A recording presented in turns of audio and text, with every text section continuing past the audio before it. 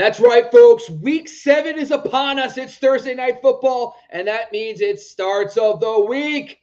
Are you taking the bait, man? This week on the Razzball Fantasy YouTube channel, we're going to be talking about our wide receiver starts of the week based on our slot versus wide analysis, folks. If you haven't gone over to razzball.com and checked out the brand new fantasy data tool on the NFL piece, it is fantastic. Not only do we have fantasy points allowed by the slot versus out wide, but now we have wide receiver fantasy points broken out slot versus wide. And to top it all off, folks, we have rest of season strength of schedules. That's right. We have it all.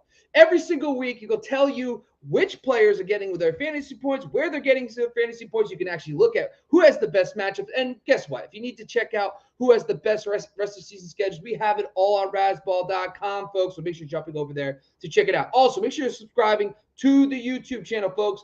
Razzball Fantasy, we do our Sunday Live Start Sit Show every single Sunday for up to 3 hours. You come join us. We'll be there with you from 7 a.m. PST all the way up till kickoff. So come on down to the Razzball Fantasy YouTube channel on Sunday Live, folks. We'll answer your start sit questions. We also do starts of the week. We also talk about a bunch of other stuff, so join us over there as well. And finally, make sure you're subscribing to the IG, TikTok, and of course, make sure you're going over to razzball.com for all the great articles from our great writers. And by the way, folks, we do all the sports. We got hockey, basketball's kicking off, and of course, the flagship baseball. So make sure you're going to razzball.com. But that's enough of the intro. Let's start the show.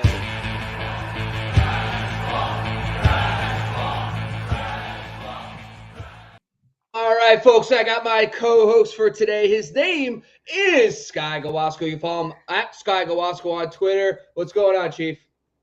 What's happening, everybody? I appreciate you having me back in the hot seat, dude. Bob, you and I have been doing shows forever, and it's always exciting to host programs, as I've done for many years. But you and I, man, we only get one a weekend, maybe a Sunday live. It's good to sit with the boss here, man. I'm excited for slot versus wide, my favorite tool on Razzball. No disrespect to any of the other tools, but something I use all the time. Of course, we lean into it on Sunday mornings as well. So I'm glad that you rep the Sunday live show and very excited to get into that and week 7. So, folks, if you're not sure what we're talking about today, we have a brand new tool on razzball.com that actually breaks out how many fantasy points a defense allows to the slots versus out wide. That's right, folks. And why does that matter? Because some receivers predominantly play on the outside. So they might see, if it's on the screen, you'll see quickly what I'm talking about. So if you go over to razzball.com, you click on the fantasy data tab, and you go to defensive slot versus wide points per game. We have every matchup for every single week all season long. And on today's show, me and Sky picked out 6 players that we really like that have the better slot versus wide based on where they line up. And the best part, too, is if you're not sure, if you're like, where does T. Higgins get most of his fantasy points? You now can jump over to our brand new tool, which is the wide receiver fantasy points tab, and you can actually see the fantasy points broken out by every player. So now if you want to know how many fantasy points each player gets in the slot versus out wide,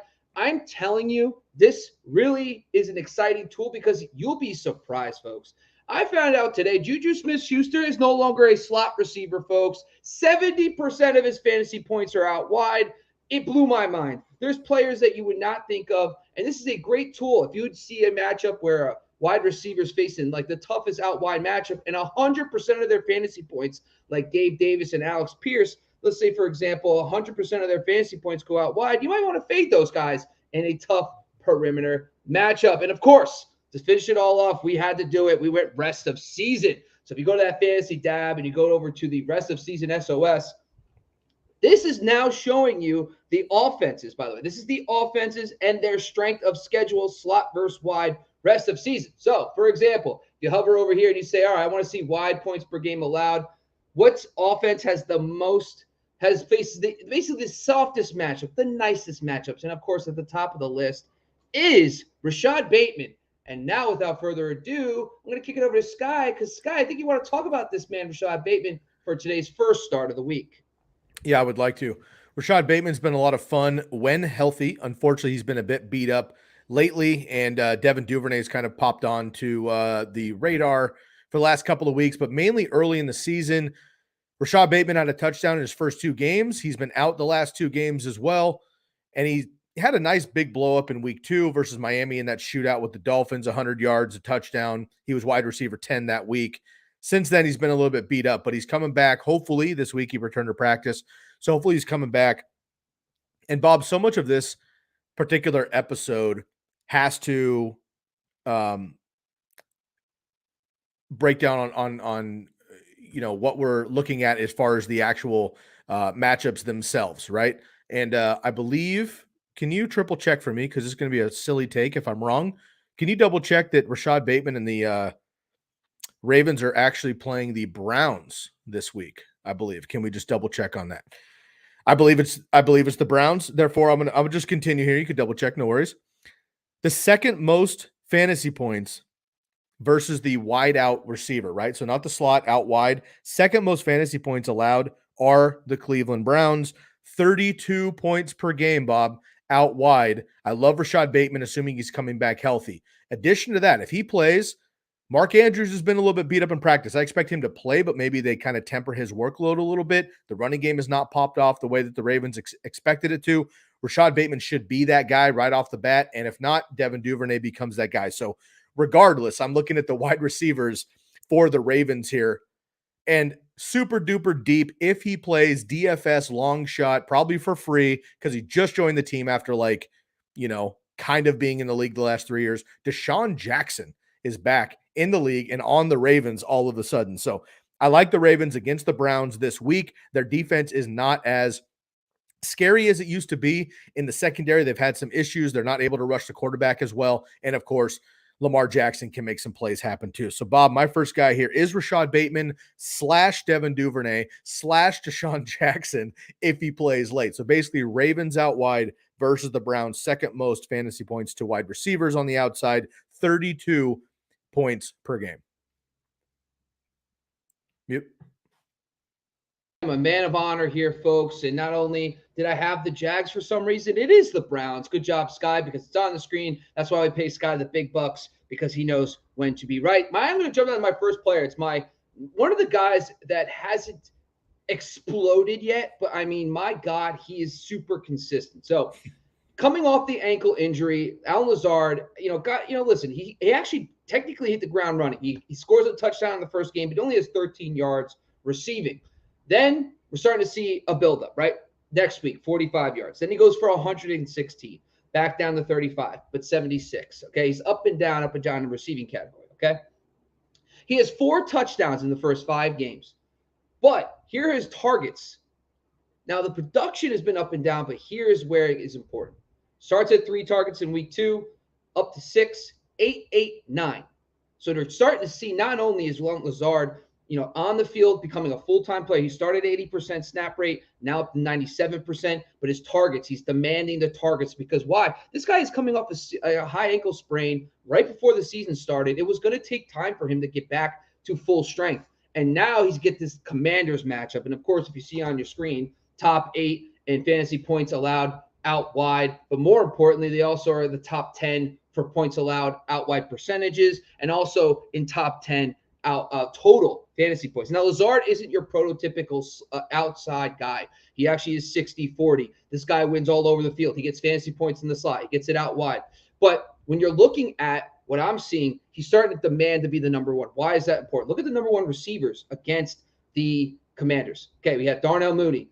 Darnell Mooney, folks, had 12 targets, 7 for 68. Doesn't sound good, but if you saw Darnell Mooney's stats prior to last week, it's amazing. Then before that, you jump down. You go to CeeDee Lamb, 6 for 97 and 1. A.J. Brown, 4 for 75 and 1. Devonta Smith, 8 for 169 and 1. You just keep going. You got Christian Kirk, 6 for 117. So there is plenty of examples against this Commanders secondary where the number one option is completely dominated. I think Lazard is, by the way, my number one by the receiving core. I think he's going to be a monster down the stretch. So I'm all about Alan Lazard. So let's jump down to the next one for you, Sky. It's Alex Pierce versus the Titans. Is that correct? I have double checked. Yes, it is correct. Actually, they're at the Titans, not versus, which is like a home game, but never mind. I'm kidding. Okay. All right. I got to give you props too on Alan Lazard, man. You've been repping him since the preseason here. He is due for a banger. Hopefully it is this week versus the Commanders. Good call there. I'm going to roll out my boy Alec Pierce, man. I've been rocking him since draft season. You and I talked on a bunch of dynasty programs about Alec Pierce. He started to get a little bit of wave, and then Michael Pittman got hurt, and then he kind of came up a little bit. I'm going to keep riding the train here with Alec Pierce. So first things first, the Titans are just behind the Browns, who I just mentioned are number 2, second worst. They give it the second most fantasy points out wide. Well, the Titans give up the third most fantasy points out wide at about 31 points per game. So just behind the Browns there are the Titans. So Alec Pierce, a clear distant number 2 behind Michael Pittman, of course, but Jonathan Taylor still not 100%. We saw last week, Matt Ryan easily had his best game of the season last week, and I think that can continue again. He tore up the Titans a couple of weeks ago. Alec Pierce has now seen his snap share percentage increase 3 weeks in a row. He has seen his target share percentage increase 3 weeks in a row. He's 28th in yards per route run in the NFL this year among wide receivers, directly behind Devontae Smith, who I think everybody is enjoying as a wide receiver in fantasy football. Alec Pierce is right behind him there. Plus, he is leading the Colts in deep targets with 5 so far. It's not Michael Pittman. It's Alec Pierce leading the Colts in deep targets. Against Tennessee in week 4, he had 80 yards on 6 targets. He only has 1 touchdown on the season, but that was last week against Jacksonville. So I like Alec Pierce a lot this week. Matt Ryan starting to play better. The Colts are not at full steam at running back, obviously. Naheem Hines is a bit hurt. Deion Jackson played well, but Matt Ryan was chucking it all over the yard last week. And let's be real. I mean, their defense is not as good as we thought it was going to be, so the Titans might be able to put up some points. Third most fantasy points against wide receivers out wide, 31 points. I think Alec Pierce has a nice game this week. Oh, I love me some Alex Pierce, folks. I actually have to take a moment to apologize to Alex Pierce. I was a Paris Campbell guy, and Oops. I am humbly was wrong, and I admit now I have corrected because I scooped him up in a bunch of leagues. So I'm just going to pretend like I've been on him the whole time, and I'm just going to go from there. Love Alex Pierce this week. All right, my next guy is your boy, Brandon Aiyuk. So it hasn't been really that exciting for Aiyuk. You know, the injury, Trey Lance gets hurt. Back to Jimmy G. Jimmy G is trying to get back acclimated to the offense after being out for so long. The guy was barely even practicing with the team all summer. But Jimmy G knows the playbook. He should be good to go. But it's a slow start, right? So he goes 2 for 40, 5 for 63, 4 for 37. A bunch of mediocre games. And then last week against Atlanta, he pops off 8 for 83 and 2 touchdowns. Now, fantastic. Awesome.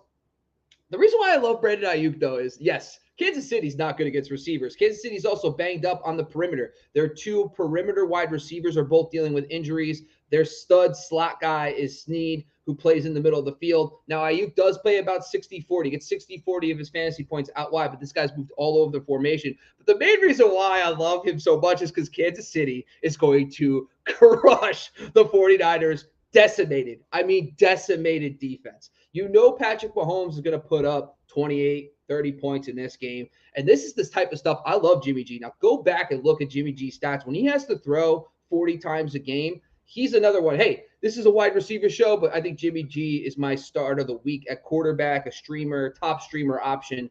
I just think that he's going to have to throw 35 to 40 times. He's probably a lock for 250 and 2, probably with upside, especially with, what's going on with this 49ers run game. I know Tevin Coleman's mixing in. Jeff Wilson fumbles, barely gets in. Elijah Mitchell's still banged up. So I do think they have to beat them with Debo and Aiyuk.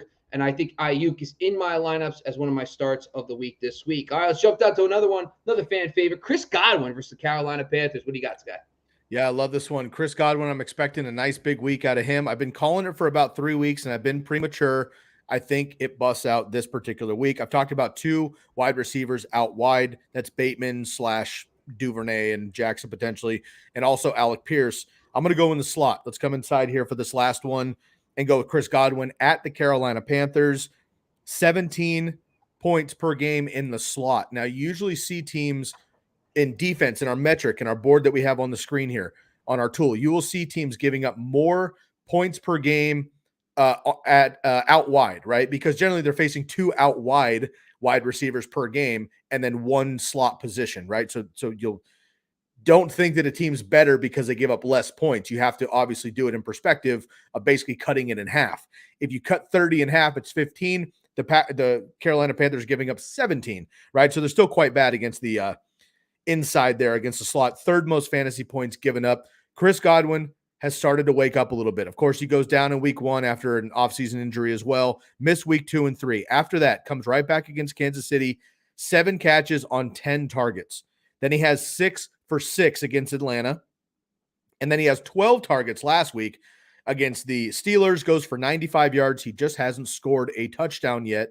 So he's been in that like mid wide receiver 2. He scores a touchdown any of those given weeks. He's a high-end wide receiver 2, a back-end wide receiver 1. Going up against Carolina, I think he makes it happen. A quick bunch of numbers here. He saw a 32% or 34% target rate last week.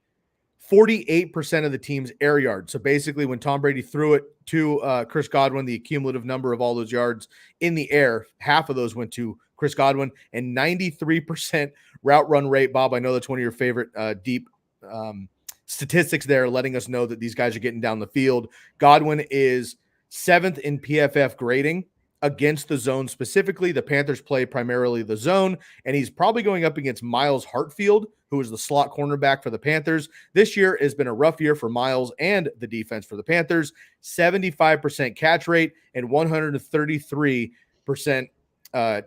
passer rating for Tom Brady potentially coming up this week. Top 10 upside, definitely a DFS play for me with Chris Godwin. So he will round out my 3rd wide receiver and my first slot inside, with the Panthers giving up the 3rd most slot fantasy points at 17 per game. Now, shout out to you, man, for doing a slot receiver. I'm proud of you. Honestly, I didn't do it. I went all out wide. Damn me. It should just be called the slot. I'm here for the people. I'm here for the people. And that's why we love you, man. Actually, the Panthers are one of only 2 teams in the NFL that allow over 50% of their fantasy points to the slot, which is insane.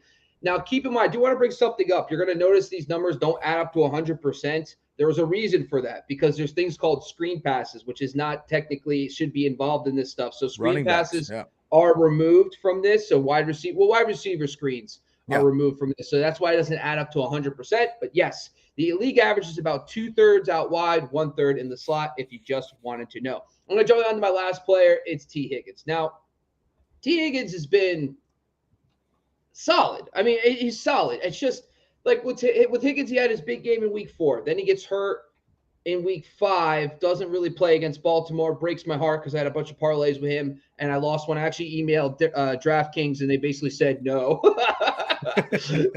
No, sorry, he played one snap. Sorry, bro. Gotta count it. Touche. But last week comes back against New Orleans, 6 for 47. You know, these games are solid. He is really 6 for 71 and 1, 7 for 124 and 1, a big game against Miami. Then he has 5 for 93. The other thing, though, is that really he gets down to it when you're really evaluating these guys, like if you're in a 10-team, 12-team league. Yes, he's definitely a wide receiver 3, but I think he's locked in for me this week as a wide receiver 2. And the main reason why for me is that, listen, the Falcons are a team that allows a boatload of fantasy points, 7th most fantasy points out wide. But if you start looking at the types of receivers that really beat up on them, you know, you got the Brandon Aiyuk, 28 fantasy points. You got, Donovan Peoples-Jones, which you don't think about as a big-time name. He actually has a really solid game against them, 5 for 71 and 5 for 71. DK Metcalf, 5 for 64 and 1. Allen Robinson, 4 for 53 and 1. Why am I bringing up these names? These are like bigger, outside wide receiver, predominant guys. That's what I think T. Higgins, like Jamar Chase is that speed, elite, deep threat, dominates. T. Higgins is more like he can win everywhere, but he's like that bigger outside possession type receiver. And I think that's the guys that really kind of beat up on these guys, the Falcons corners. So I do think T. Higgins is someone that I want in my lineups as a wide receiver 2 this week. And that's why that's all I got there. You got one more comment you want to get to, Sky? Just wanted to get here to Jeb. Jeb Armstrong has a quick question for us. So Hill, this has got to be Taysom Hill or Kyle Pitts. While you're grinding your thoughts here, half of the people listening are probably laughing at this one. Like, come on, dude, it's got to be Kyle Pitts. The other people are like, I can't start Kyle Pitts. It's got to be Taysom Hill. I think this is a legitimate predicament right now.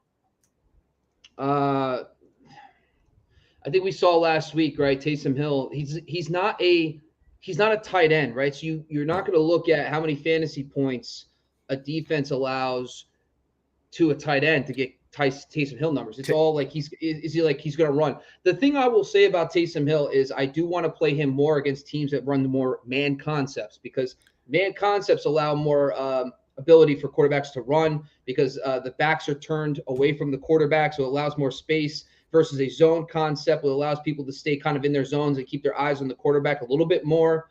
That being said, it's always a crapshoot rate. So let's see in Atlanta. I guess I would have to pull up my tight end spreadsheet. Yeah. So do you have a thought, Brad? Yeah, go ahead, and I'll just respond here really quick. So, Bob, off the top of your head, can you just give me an estimate on how many targets, not receptions, how many targets has Taysom Hill seen this season? Targets. Four. Pretty good guess. Super high, though. He's seen one target. That was opening day. One target. None the rest of the week. Obviously, he's got rushes, yada, yada. Huge game 2 weeks ago. He's not a tight end, so you got to think of him as a quarterback. Jameis is out in this game. Your boy, fellow Ginge, Andy Dalton, is going to be getting the start tonight. Taysom Hill could have a big game. It's prime time. He likes to go off in those games, but I'm going to go Kyle Pitts.